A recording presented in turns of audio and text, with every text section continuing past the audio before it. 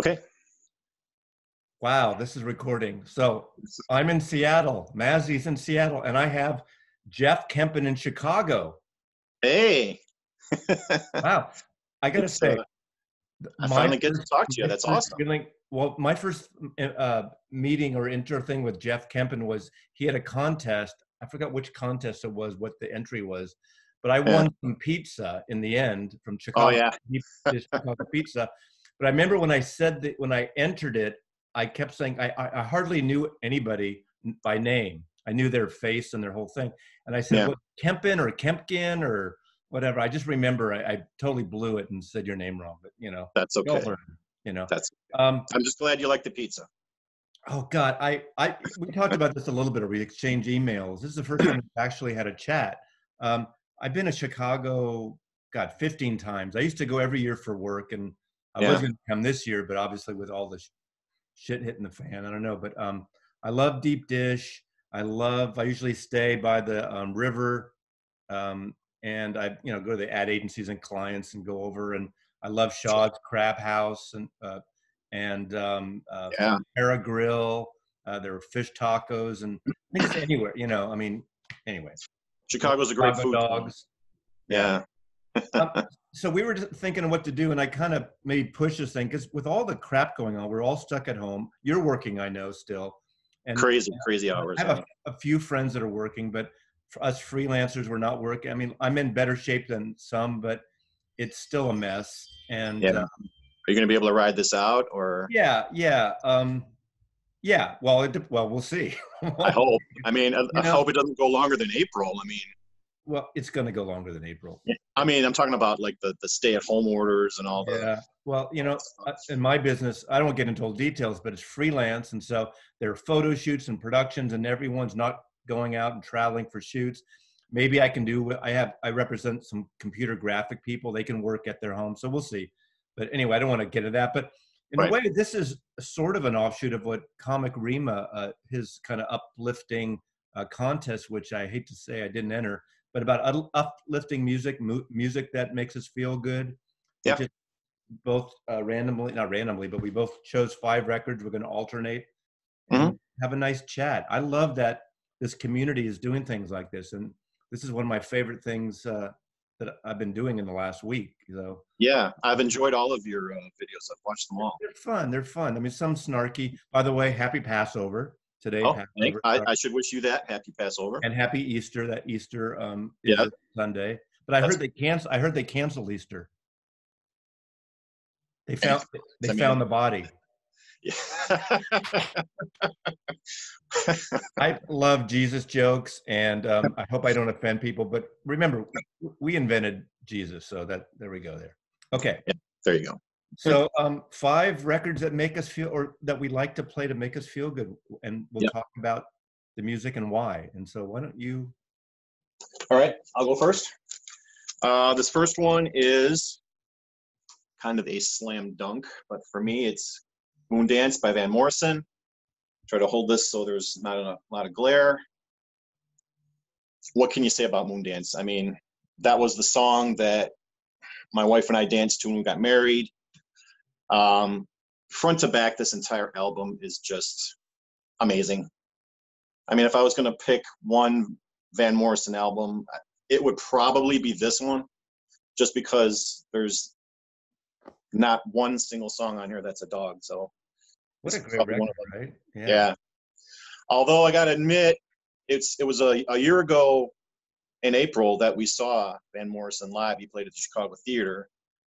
And I think I mentioned this after that show in one of my videos then, but he sang all of his newer material very well, very strong, clear voice.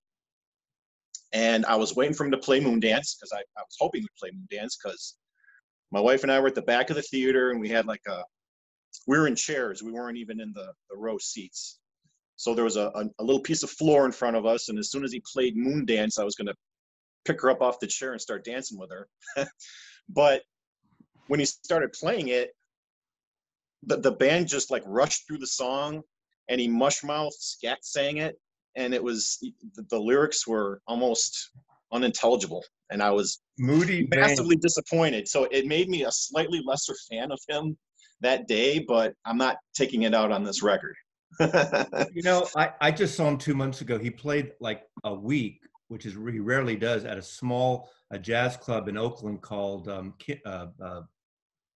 Yoshi's, and Mm. I hadn't seen him since there's a live Van Morrison album. I guess it was in the 2000s or 90s where he played the Masonic Theater in San Francisco. I saw him there in the 70s. But you're right, he does. He's more of a jazzy thing now. He can be really moody, and it really depends what night you catch him on. But he's Yeah. rearranged his stuff to be like this kind of bluesy, jazzy thing. It's really different.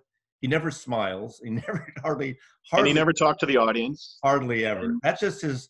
He's like, yeah. I mean, That's just him, I I'm guess. used to it, but yeah, that's a great record, and I think for me that was one of the first like records that was really fused a little more jazzy than I had got at the time.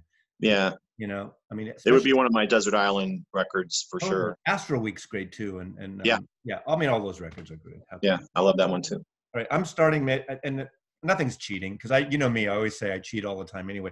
This is a greatest hits record. And to me, an artist that always makes me feel good and uplifting, and some people think he's a little airy-fairy at times, but I'm a huge Donovan fan. And I've got that album. Yeah, Donovan's great. That's a great album. I mean, I could pick any one Donovan album, but go to these hits. I mean, you know, Sunshine Superman, There Is a Mountain. A lot of people who didn't know Donovan heard that melody from Allman Brothers Live at the Fillmore. Mountain Jam is that song. Season of the Witch, Wear Your Love Like Heaven, Jennifer Juniper, Mellow Yellow, Hurdy Gurdy Man. I mean, just a great comp. And his stuff always feels kind of poppy, but a little psychedelic, folky. Some people say it's kind of twee-ish. They think it's a little airy-fairy if you're not into it. But I think Donovan's great. And sometimes, I mean, he got in the Rock and Roll Hall of Fame, and he sold a lot of records in the 60s, kind of fell out of the on and off over the years. But he hung out with the Beatles too. He went on that Indian retreat with them, right? Right. And he taught John and Paul that kind of finger picking that they all over, not all over, but it's on the White Album, like the, you know, Dear Prudence, or I'm blanking out which song. I should know this Beatles shit right now, but I can't remember. Yeah. Donovan, hey. That's a great record. I have that one too. Greatest hits, so what? I love it. And I should put a disclaimer in. Mazzy and I haven't spoken about any of our picks. So all of this stuff that we're showing each other is it happens. This is our first date. Yeah. Yeah. Swipe left or right. It won't be our last one, though, I hope. No, yeah, I want to do it in group. Anytime you come to Chicago, just hit me up, you know. Well, who knows when that's going to be. Whenever that may be. Yeah. A steak and a martini. Yeah, right. You're on. My second pick is Boston's first album. Yeah. My very first car when I started driving in 1987 was a 1967 Plymouth Fury. And I had the cassette to this album because all I could play were cassettes back then. And I listened to this album endlessly as I was driving. All I did was drive. Like once I got my license, all I wanted to do was drive. Oh, yeah. I didn't care where. I didn't care, you know, for how long. I just wanted to bring a bunch of music with me and just drive. And this was in heavy rotation in that experience. And of course, I have this on vinyl. I had it on cassette. I no longer have the cassette. I have it on CD. I have it on my computer, on my iPod. I have this, every format I think that there is, I have a copy of this album. Man, More Than a Feeling. What a great song that was. I remember that's when I worked in record stores that came out. I still have my copy of the record. That's a great driving record. I don't know if I've ever played it in my car at all, but that's a great drive. Guy, what's his name? Tom Schultz, or I don't know. Schultz, yeah. Yeah, he invented. I remember reading at the time, or history or whatever. He invented some kind of guitar gizmo that made some of those sounds that I don't know that detail shit. But anyway, I love that. Yeah. Good choice. Good rockin' choice. Thanks. I realize most of the things that I chose are very kind of kumbaya, introspective, airy fairy records in a way. Singer-songwriter. In fact, they're all singer-songwriter records. Wow. Okay. That. And all but, well, 3 of them are 70s. Oh, anyway, I'm picking Nielsen's second album, uh, Aerial Ballet. Harry Nielsen goes by the name of Nielsen. Hmm. The first album got over to England, and John and Paul, the Beatles, got into it and just really got into his music. This is his second album on RCA Records. It started out with this. It was going to be, the opening track was a song called Daddy's Song, which it was ready to go out with that song. But what happened was they licensed the song to the Monkees. Davy Jones sings. It's a Monkees song. If you know Monkees, you'll heard it. So they had to Yeah. take it off the album. But one of the songs on here that wasn't a hit for him, but most of his songs were done by other artists initially. And the song, one of my favorite songs here is called One. One is the loneliest number. Became a huge hit for Three Dog Night. And it's a beautiful version on here. The one Hmm. song he did not write on here is called Everybody's Talking. And it ended up being the theme for the movie Midnight Cowboy. Right. That's a Everybody's great talking song. about, great song. And in Yeah. fact, Nielsen wrote a song called Only Boy in New York City for Midnight Cowboy for the film. And the director ended up using the Nielsen song first and put his in the closing credits. So he was bummed out, which is ironic because two of his biggest singles, a great songwriter, his two biggest singles were two songs he didn't write. Everybody's Talking. And then years later, that song Without You, Can't Live Hmm. Without You, Living Without You The was Badfinger song. written by Pete Ham, was a Yeah. Badfinger song. So I'm Hmm. going with this. Beautiful, schmaltzy, well recorded, but it just makes me feel kind of light and airy. So Nice. That's a great pick. Here's one that I know you'll recognize and love. Of course, I'm going with for I my just third played pick, that George again last Harrison. week. Yeah. Yeah. Great record. This is a reissue from like the mid '70s. It's got the red Capitol labels on it, and I just love this record. I've seen it pop up a lot on the VC lately, probably for the same reason. It just makes you feel good when you listen to it. I mean, My Sweet Lord, I could listen to that every day and never get tired of it. It's amazing. I mean, that's an album, like I always referred to it as George Harrison's pent up demand, because he Yeah, started writing these songs that never quite made it. Because how can you compete with Lennon and McCartney half the time, right? right. I mean, you got two genius songwriters, and he was a very good songwriter, especially towards the end of the Beatles' career. But yeah, there was no Absolutely. comparison with There's a John couple Paul. songs on there that were going to be maybe on the White Album or Abbey Yeah, Road or something. It just never made it. We just included that. My buddy and I just posted a video this morning. It was basically our Beatles religious video. It's um, we called it The Gospel According to the Beatles. It's our yeah, I saw it pop up in my feed. I haven't watched that one it's a yet. long video when you have the time, but it's really Okay. about religion and spiritualism. And I'm not a real religious person. I'm culturally, I guess, into it. But that is so spiritual and so Yeah. in a really beautiful way, even from Buera Darkness to God, what a great album that is. Yeah. And I remember you mentioned a Leon Russell album, Leon Russell and the Shelter People, and a couple of videos back. I have that record too. And I was basically talking to the screen when you were talking about the album. Like, yep, that's good. I like that. And he covers Beware of Darkness. Right. That's a fantastic cover. I just want to. I think that's on Bangladesh too. They did it at Bangladesh. Yeah. Right. And Leon sings on it. Yeah.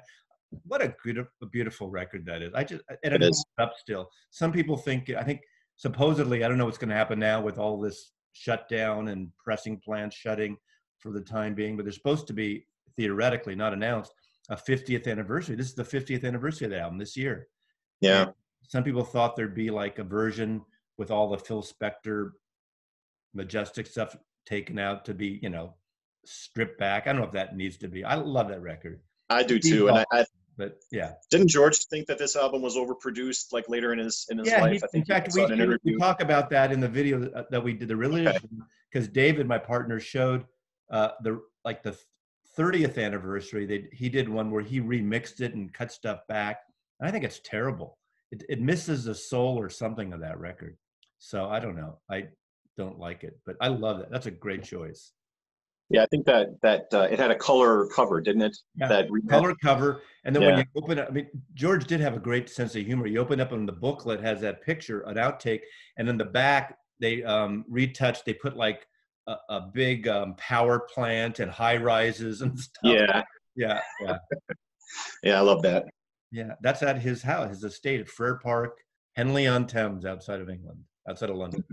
So, okay, this is another Twee album, and this is the album that you see in the cutout bins more than any other Elton John record, because it's a soundtrack. It came out at the height of Elton John's initial popularity in 1971. I saw the film, and it's a sort of an English-French film about these two young teenagers in love. And for a teenage film, it's somewhat explicit. It would never be able to come out now. But it's this, Friends. You see it in the cutout bins. You see it everywhere. It is a stunningly beautiful, I think, not undiscovered, but masterpiece. Really? What's nice about it, it's got maybe half the record is Elton John singing songs. And the producer was his normal producer, but the orchestration is Paul Buckmaster, who did all his early, like 60 Years On, these big orchestration things. And there's soundtrack instrumental themes in between each song. So some people don't like us, like the people that hate Yellow Submarine because there's a George Martin crap. I see you just got that one. I love that. I mean, it's a fucking soundtrack. You can get the song, you can get the song track and listen to the Beatles. It's fine. You know, I was pleasantly surprised by that. The film score side of Yellow Submarine, I actually really like it. And I understand it's not everybody wants the Beatles songs, but it's kind of like growing up here. The American versions of "Help in a Hard Day's Night" had film score. It's a soundtrack. That's what a film score is about. And that's just my personal. But this is a gorgeous record. It's a mood piece.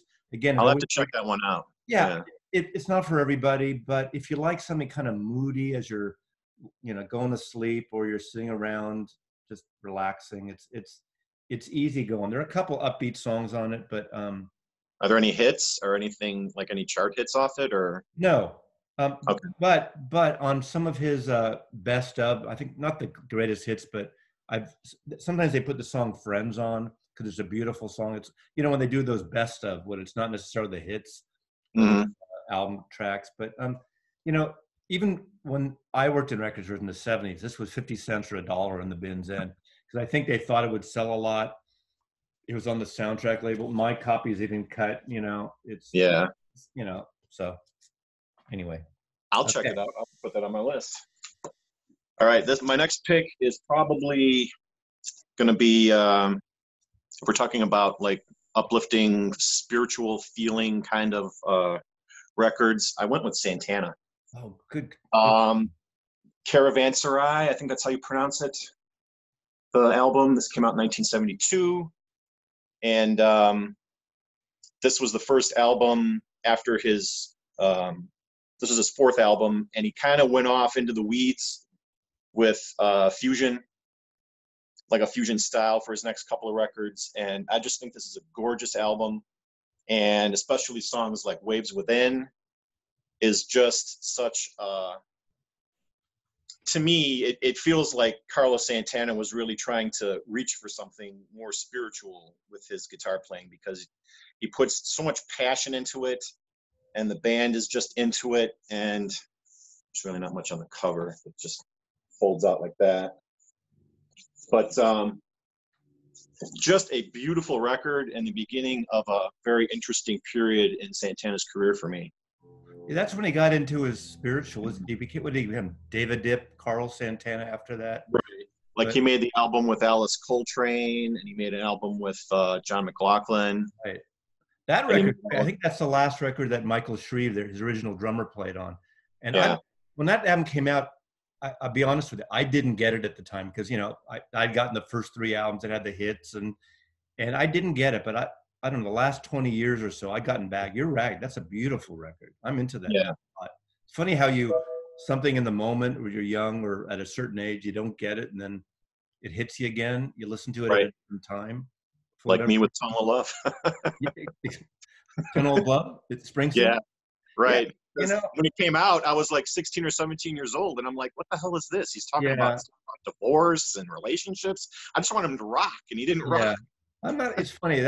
I got all those CDs when they were coming out. Actually, I get the record, whatever I got, but I never listened to that record, and maybe I should revisit it again because I know people are talking about it again. I just it was okay, but I let it go too.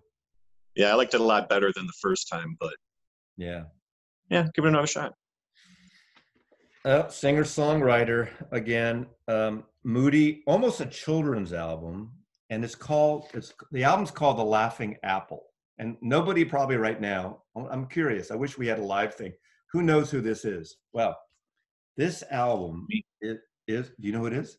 No, I don't know. I never heard of that album. Is by Yusuf. It's Cat Stevens. Oh, okay. This album came out 3 years ago, and the last two albums he did, he's doing more of he got out of the religious stuff and went back, and he's now singing Cat Stevens songs, and a lot of things now when he plays, he's billed as Yusuf / Cat Stevens. So he's re-embraced his early stuff. And this is produced by Paul Samuel Smith, who produced all the first Cat Stevens albums, the hits Tea for the Tillerman, and I love, I mean, you know, Teaser and the Firecat, and all those he produced. So yeah. To me, those, especially those first two, they're Mona Bone Jacone, perfect records. This, he sounds great, beautiful songs. They're, I guess they're secular, so it's not a religious thing. You know, he's not preaching to the religious, whatever, any religion at all. Not that I'm against that, but The Laughing Apple, Olive Hill, Grandsons, Mighty Peace. I mean, it's an uplifting record. Again, there's a book of artwork. He does his own artwork. He's an artist. He did the covers of Tea for the Tillerman. All those paintings were his. Oh wow! There's kind of like an art book within here and everything. Tells these stories. It's just a beautiful record, and I played it again last week. I hadn't played it in about a year, and it's a really feel-good record, and it's well recorded. So this and the one he did before that, I forget the name of that record, are really good sounding records. And it's very similar, has a feel of his 70s records, acoustic feel, and it makes me feel all liquidy inside. Is that a good thing? That sounds creepy. I like to throw out creepy shit once in a while. See, this is my channel, so I can swear. So right. Do you have 78s? You didn't bring any 78s, did you? No 78. Sorry. I love that 78 stuff. So I'll be making more of those soon, I hope. My last pick, I went with Stevie Wonder, Songs in the Key of Life. And I came across this copy that has the booklet with it, and it's a 45, but it plays at 33 and a third, because there's 4 songs on that 7-inch disc. So right. It had all the extras, and I mean, this is another one of those desert island discs for me too. It just, the production of it, the songwriting, his singing is just so passionate and uplifting, and it just makes you feel good listening to it. One of the great double albums of all time. Yeah, absolutely. I love Sir Duke on that. Well, anything's great. Yeah. Is As on there? AS, isn't that on As, I Wish. Yeah.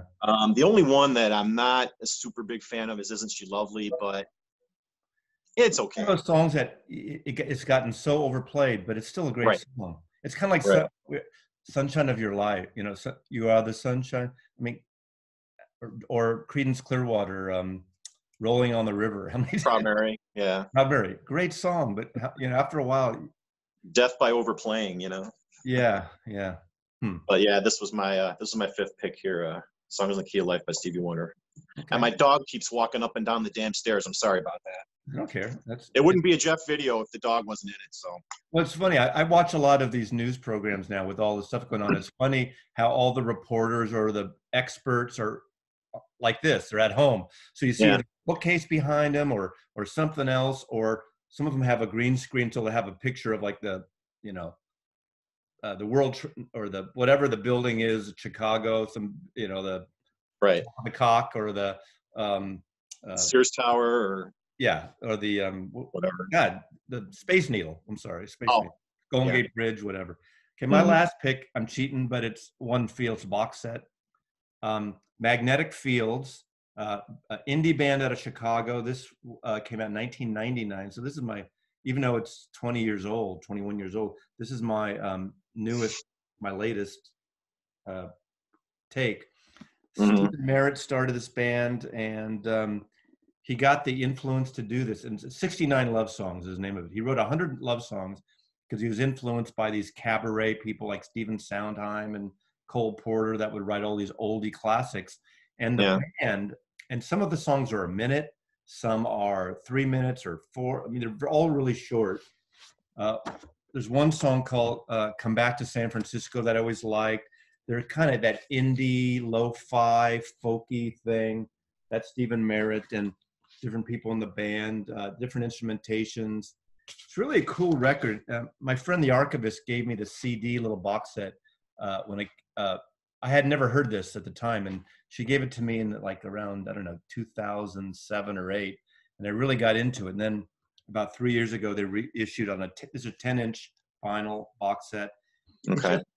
Chicken with a Head Cut Off, My Little Words, The Luckiest Guy on the Lower East Side, How Fucking Romantic, Punk Love. It's a feel-good, fun thing. You know, not all about personal love, just love. And it's kind of like another Kumbaya record, but it's got an edge and a sense of humor to it. So I'm ending. How fucking romantic. That makes me feel good. Exactly. You're right. They have an album called, what's it called? Distortion, which is a very kind of, almost sounds like, if you ever heard Jesus and Mary Chain, it's got that kind of loud thrashing, but beautiful songs, but just with a loud fuzz sheen to it all. And that's totally different than this. So they're really interesting, and I find them, you know, fun. So very cool. 5, 10. So I will import this and do all the magic, and I'll schedule it for tomorrow morning to post, if that's okay with you. Absolutely. And I'll send you a signed release and a $1 check to use your likeness on my videos. I'm used to using talent releases when you do advertising and photography. I'm kidding. So, are you working regular hours at your?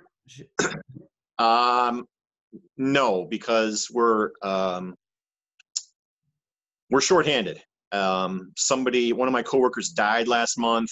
Another one got fired last month, and there's only like a dozen people total in my plant. So whenever someone leaves or like that, it's usually a big deal. So we've just been shorthanded so much that I've been stuck working what's called a release schedule, which means it's a 6-day week, and at least 2 of those days are 12-hour shifts. But I mentioned earlier in one of my videos that one of the coworkers in my department called and had flu-like symptoms. So the company's response was, "You're not coming back for 14 days." So that left just 2 guys, me and another guy, to split 12-hour shifts for I did 10 days in a row.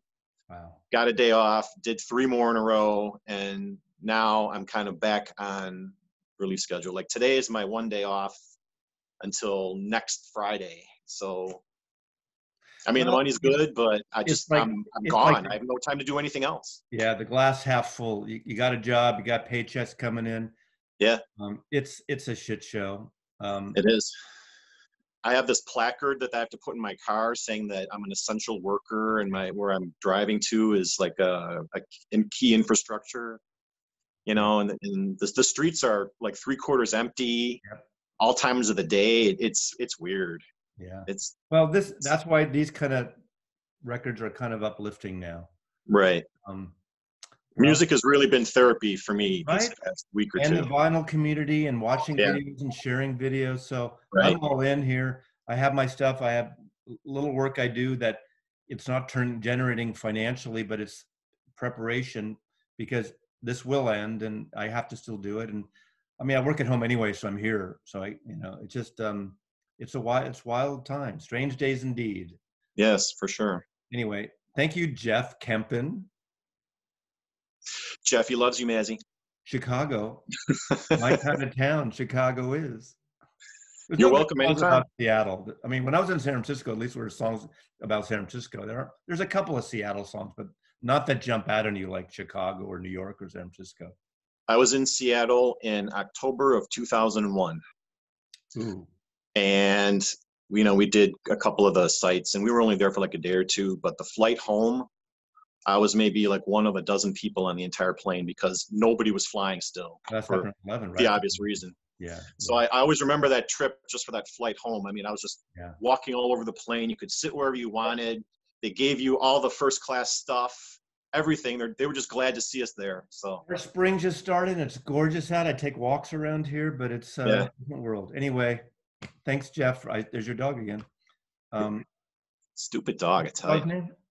Jinx. Jinx. Okay. Hi, Jinx. Get it? I'm sure Right. you've never heard that before, right? Right. Yeah, yeah, yeah. Certainly. Hey, Mo. Okay, I'm going to stop recording if I can do this, but good luck. All right. And I'll talk to you soon. Take care, Jeff. Thank you. All right. We'll see you. Thanks.